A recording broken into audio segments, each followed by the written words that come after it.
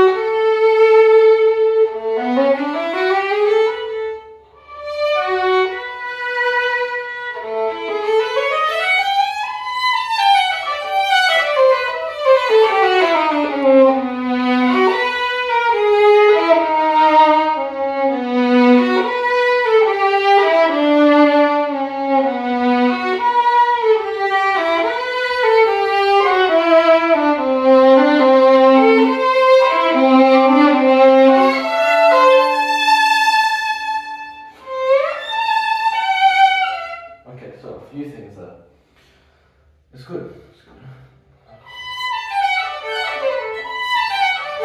That was good.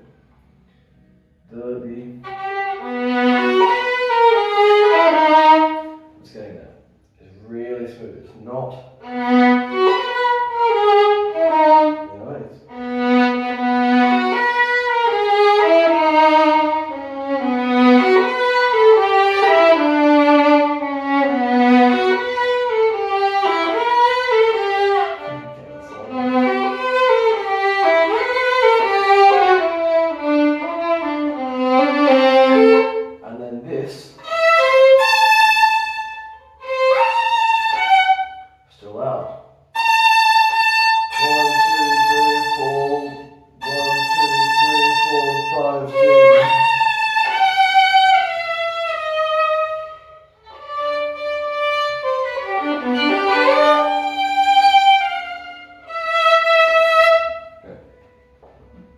Once more from the start.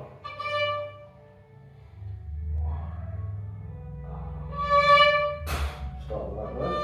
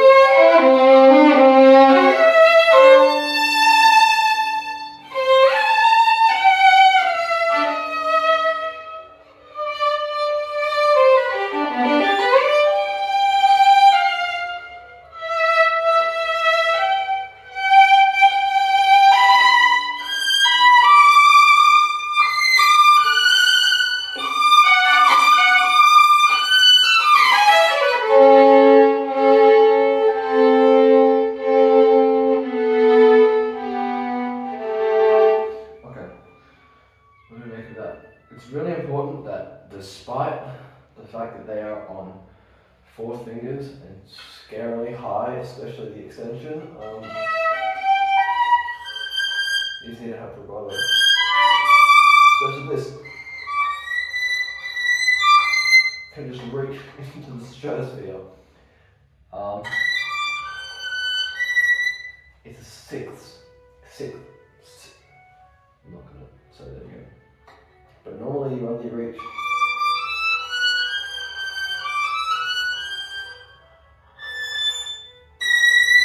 is how far you extend. And these, you need to make sure you need to get the first of each one, because the piano alternates. The piano goes on the opposite, plays the same pattern on the opposite beat. Brahms, funky rhythm. And then don't slow down the arpeggio.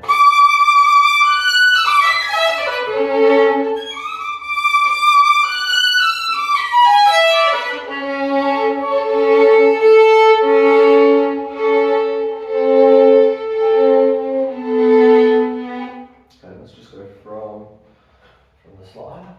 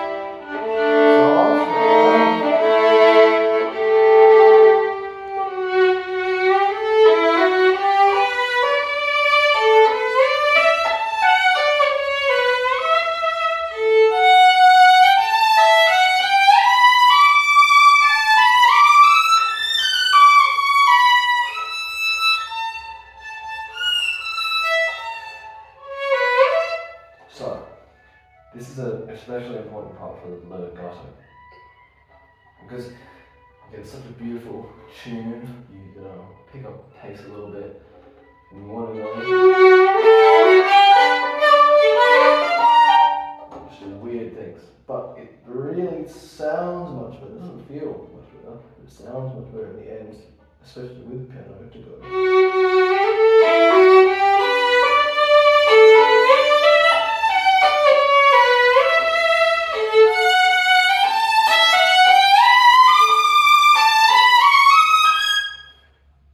Playing right notes, but to just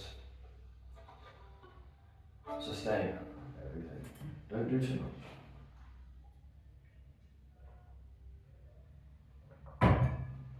So I do that slowly. Wait for the bottom.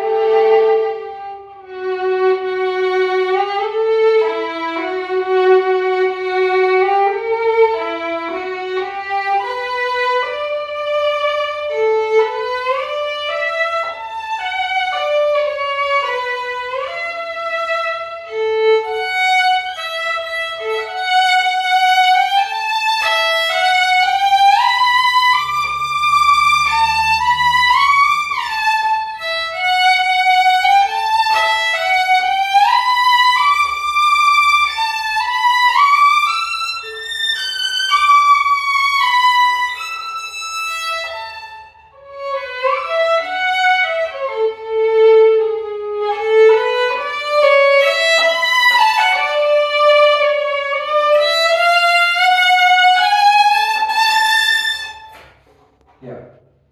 So the legato is on, so now at speed.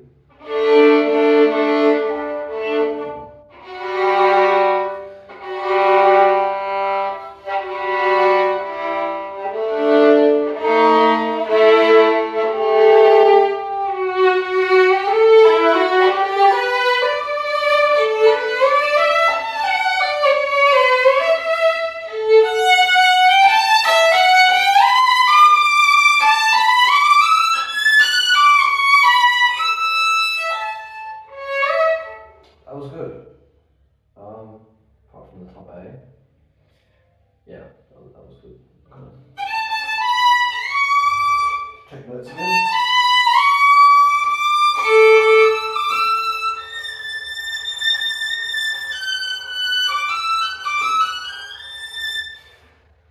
It's important to remember when coming down that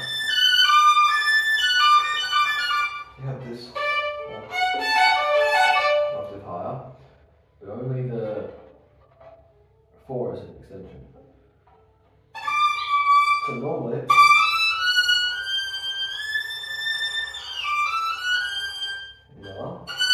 we still this F sharp, that's normally there in the hand shape. We're only extending the 4th. If we extend both, we get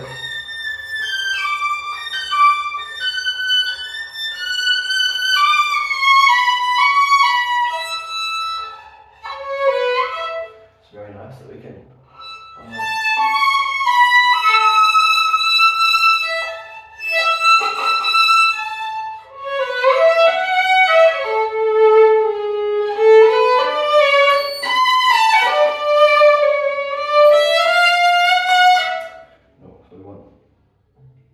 slow.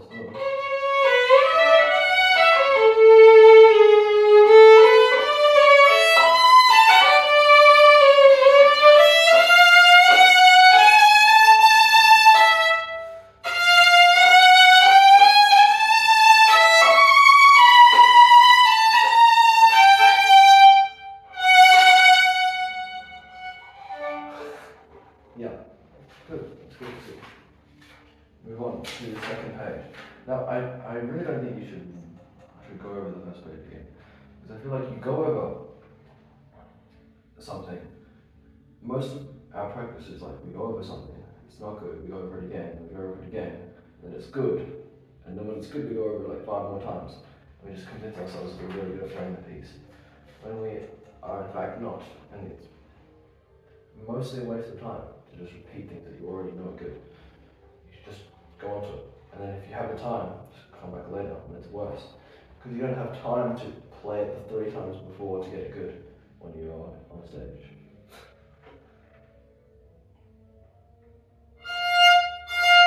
So these.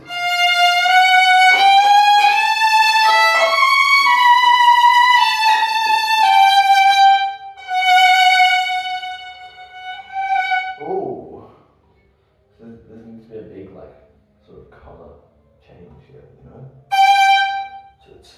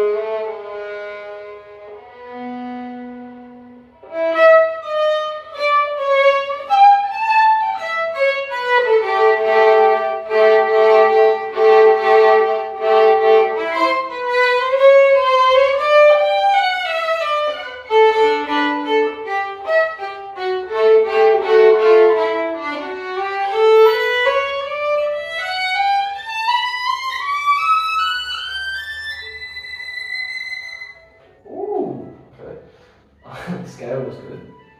What was not good? Yeah, I think that was all right. I think I could do more accent on.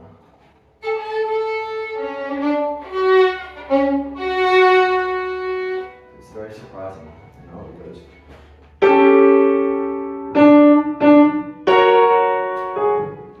not at all what you expect in that cadence. You expect, you know.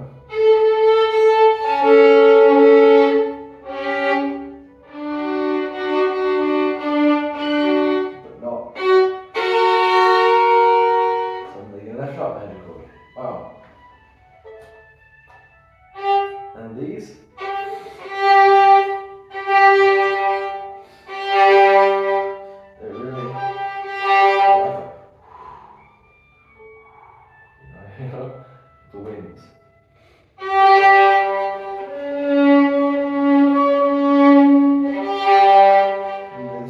quite spooky as well because it's fast and low.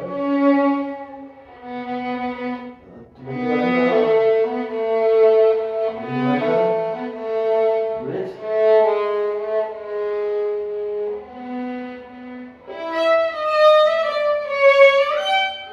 This means I need to hear. So I'm going to put a break.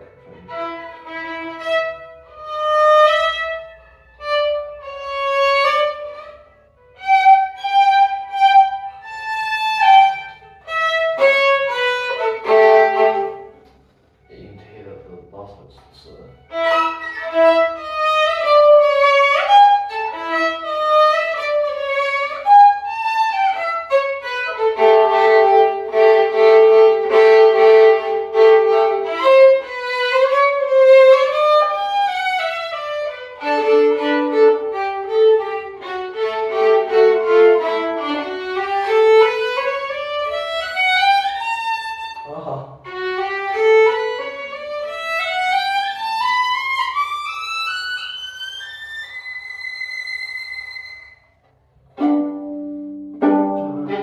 Now, this is an interesting part because we get a poco colando, so a little bit slower dying away,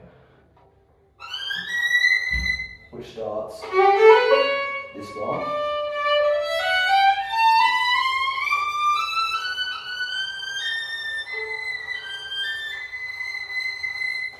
And the up tempo comes over the pit stop, which means you can hold for quite a while. So it's 1, 2, 3, 1, 2, 3,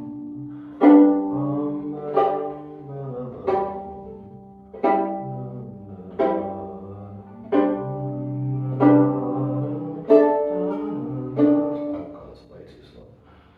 So let's do what was before.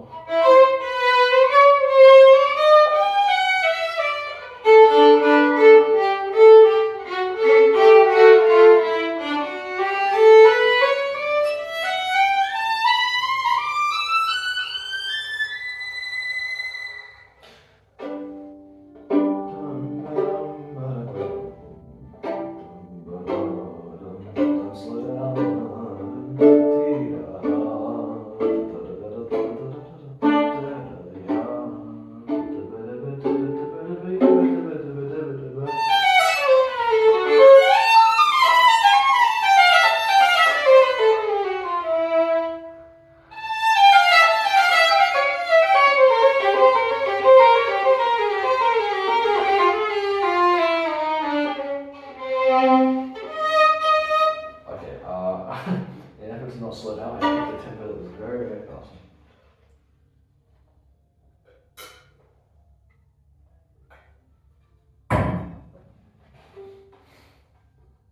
Yeah, it's all fine. It can also be helpful to hold down your fourth finger just on a note when you pluck, because it makes the E string just that much lower and you're less likely to hit it. Because if you hit it,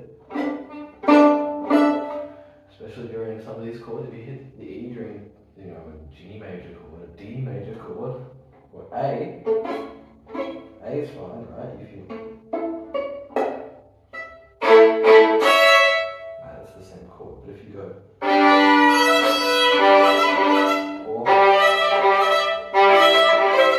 or you should only hit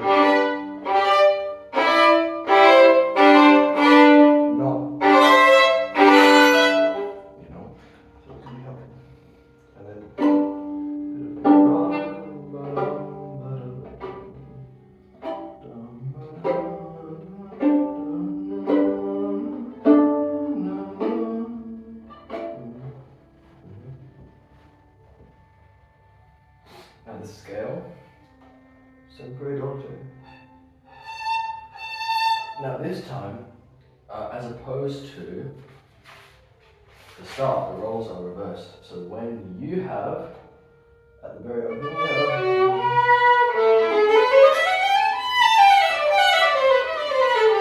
the piano joins the new playing the scale, right? Whereas here, your piano's already playing the scale and you don't have the piano. Which means you can't go. You know, you have to play what the piano's playing. Because they're already playing opposed. They already play.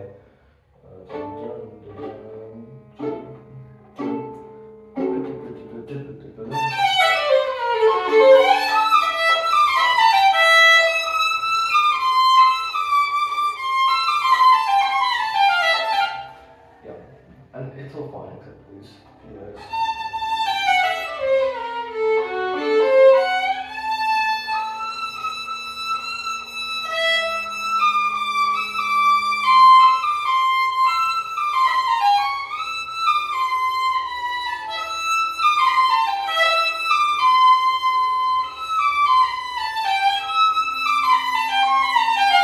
So we're going to do this slowly. Let's do a dotted as well.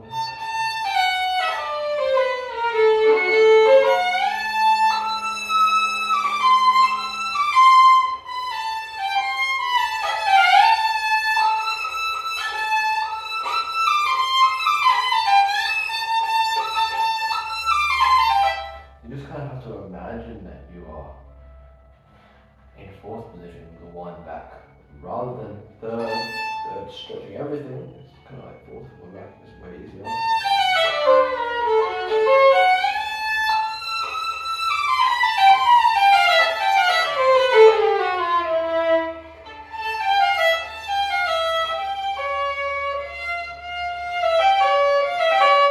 Now we're in lock here.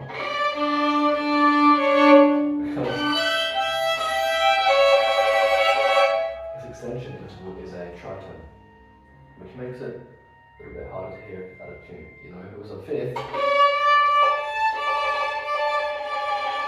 we really know very, very quickly, but you know, fortunately it's not.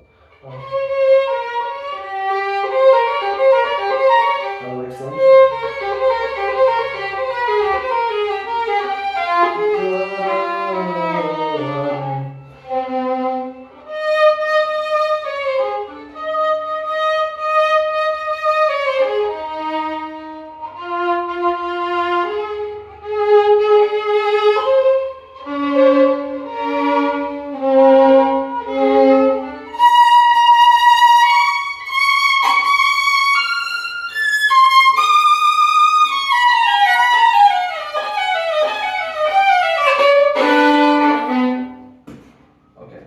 So now we come to page number 3, and we restart the tune in A flat. Now, A flat's a very interesting place to get to, because you'd expect with something like this that if we were going to be playing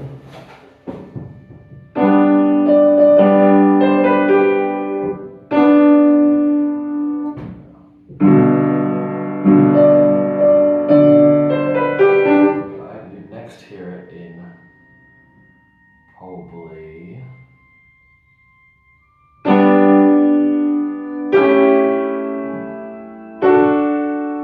D.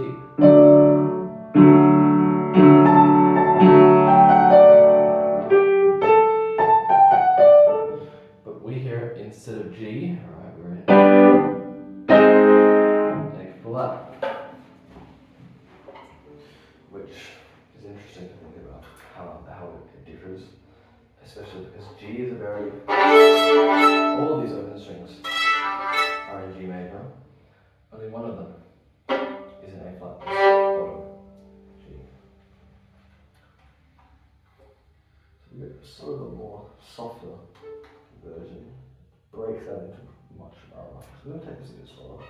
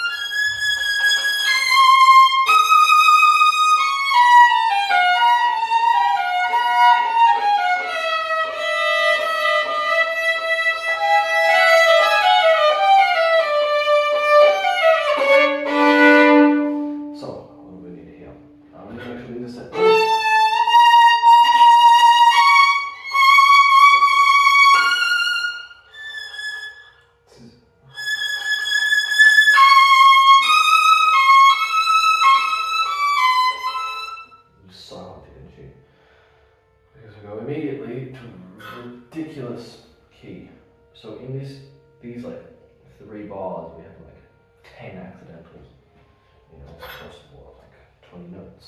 So B flat, D flat, D flat F, A flat,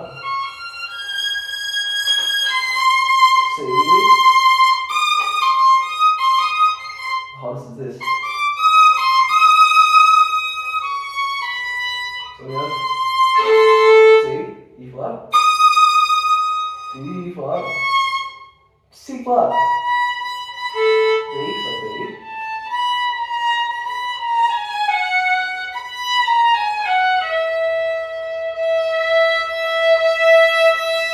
must end up with E there.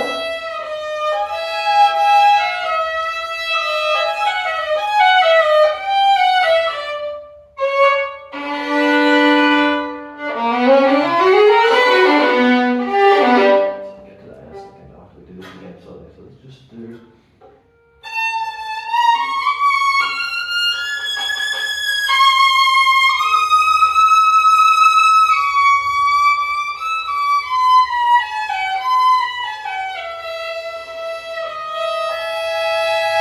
That was completely out of tune.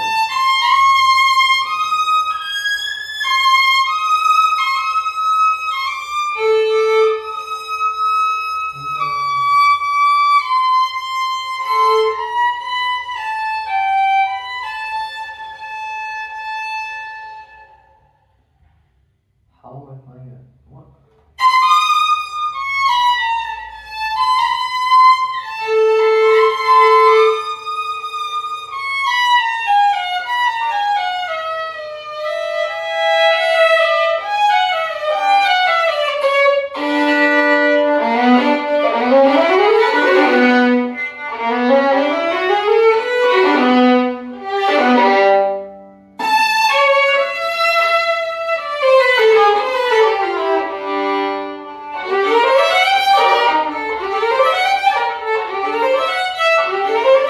So I really need to look at these little runs. They're not very hard, but they don't seem to be coming out clearly today. But still back to the scale.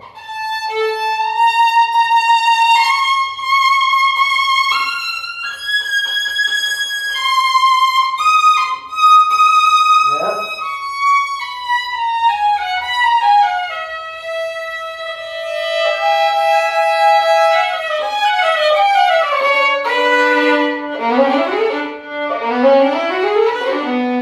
Yeah, okay, sure.